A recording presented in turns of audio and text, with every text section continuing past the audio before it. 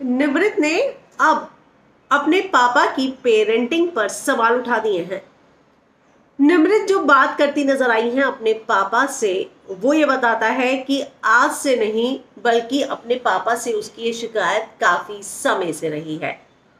क्यों हुआ निमृत और उनके पापा का झगड़ा? क्या पापा गलत चीजें सजेस्ट कर रहे थे जिसको करने को निमृत तैयार नहीं थी? आखिरकार क्या है पूरी खबर, मैं हिना कुमावत टीवी विंडो पर आपको बताऊंगी। तो अब अगर मैं बात करूं तो जिस तरीके से एक नया प्रोमो सामने आया है उसमें निमृत के पापा कहते हैं कि तुझे मंडली के बाहर जाकर भी थोड़ा सोचना होगा। इस पर निमृत कहती हैं कि ठीक है, और उसके पापा कहते हैं कि समझ गई ना, कम से कम कंफर्मेशन तो दे हाँ कि तू समझी है। इसके बाद जो है निमृत कहती है कि पापा आपको पता है क्या प्रॉब्लम है, कि आपको लगता है कि मुझे कुछ समझ में नहीं आता है जबकि मुझे सब समझ में आता है। दूसरी आपकी प्रॉब्लम है कि हर चीज को वोकलाइज होकर बोलना जरूरी नहीं।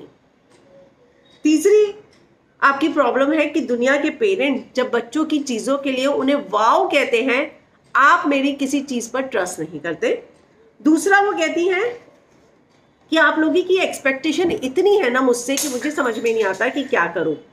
मैं इतनी चीजें राइट करती हूं और बचपन से ये फैक्ट है कि आपकी पेरेंटिंग ऐसी ही हुई है कि मेरी 10 चीजें आपको अच्छी जो होती है वो कभी समझ में नहीं आती है, उसके लिए मुझे कभी अप्रिसिएशन नहीं मिलता। आप जिस तरीके से जिंदगी देखते हैं वो अलग है, मैं जिस तरीके से जिंदगी देखती हूँ वो अलग है। अभी 100 दिन बाद मैं आपसे मिली हूँ लेकिन मैं अभी से इरिटेट हो चुकी हूँ। फिर वो कहती है लेकिन मैं आपसे इरिटेट नहीं, मुझे ये नहीं समझ में आता कि मैं बातें किससे करूँ और शेयर किससे करूँ। तो अब ये चीज निमृत की निकल कर आ रही है कि जहां 100 दिन बाद वो अपने पापा से मिली तो वो पापा की इस बात से खुश नहीं कि उसकी अच्छी चीजों के लिए उसे अप्रिशिएट नहीं किया जा रहा, बल्कि उसे और समझाने की, दूर रहने की, प्रियंका से दोस्ती करने की कुछ ऐसे सजेशंस उसे दिए जा रही हैं जो करेगी अगर वो तो रियल नहीं दिखेगी। अब गेम जब एंड पर आ रहा है, आप चाहते हो कि वो अपना ट्रैक ही बदल दे, तो यही लगेगा कि वो अभी तक क्या फेक कर रही थी। तो इसी चीजों को लेकर निमृत जो है रोती हुई नजर आई और उसने अपने पापा मम्मी के पेरेंटिंग तक पर सवाल उठा दिए।